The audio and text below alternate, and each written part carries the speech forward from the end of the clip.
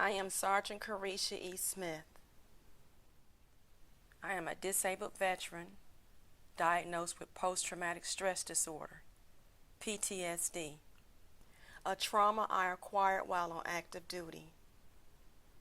I was also my best friend's primary caregiver, and is the reason why I want to tell you the story about my best friend who was admitted into Arlington Memorial Hospital for dehydration and a urinary tract infection, and who was later admitted to Kindred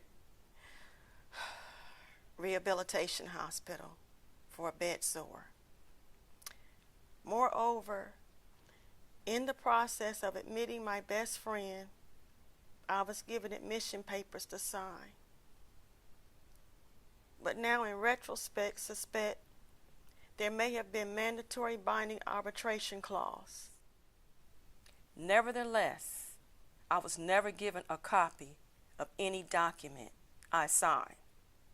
However, in that case, what I do know is that my best friend was unnecessarily medicated to the point of a medically induced coma. As a result, they did not feed him, but without authorization, inserted a feeding tube, gave him steroids, 2 blood thinners, along with another drug that causes bleeding. In short, on May 16, 2016, at about 10:30 a.m., I walked into my best friend's room and found him bleeding out severely.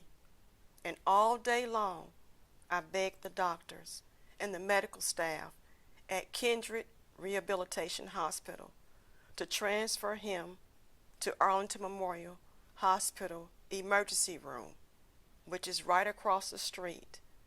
They refused. Consequently, around 8:30 p.m., my best friend, who was my father, was unresponsive. And to my dismay, there was no defibrillator available for them to attempt life-saving measures.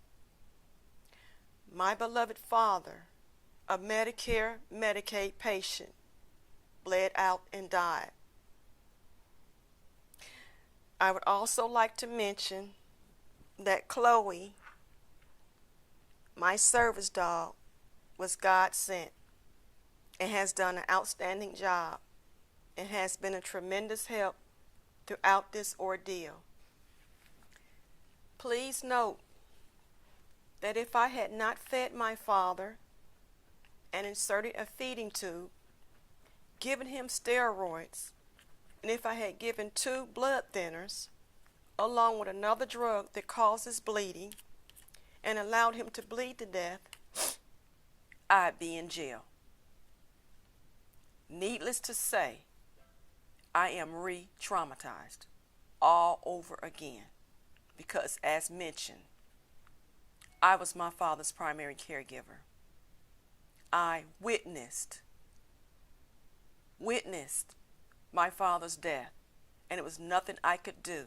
Consequently, it is a sad day in America that I served my country since I was 18 years old, and yet my father had no medical staff, including doctors, to care enough to let me save my father's life by answering my pleas to transfer him to the emergency room across the street.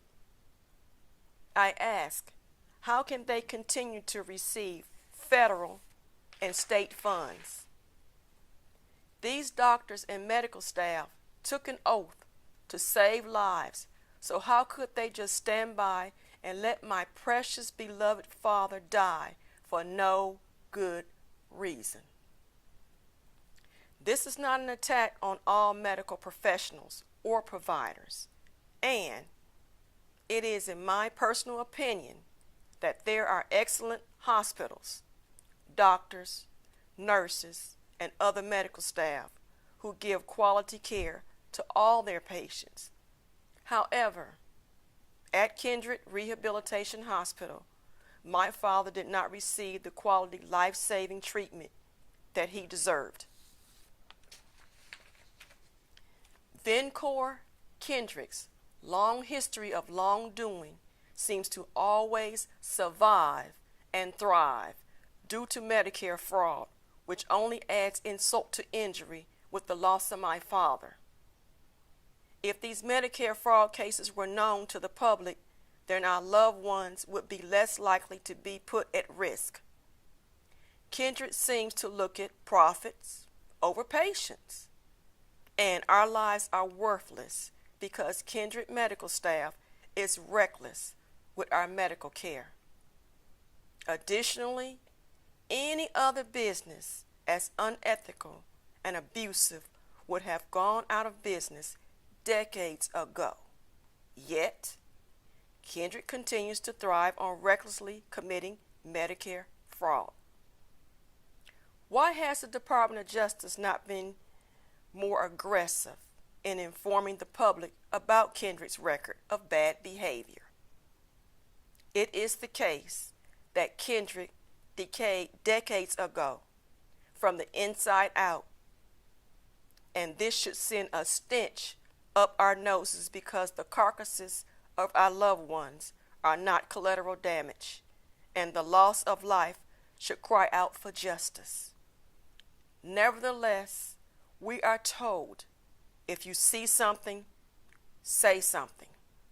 Consequently, I did see something, and I said something, but they did absolutely nothing.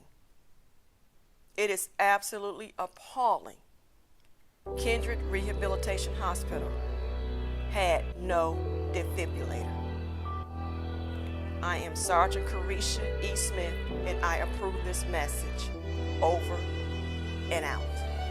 Follow us on Facebook, Twitter, and YouTube. If you would like to contact me, my number is 817-461-5116. My email address is aovwinc@aol.com.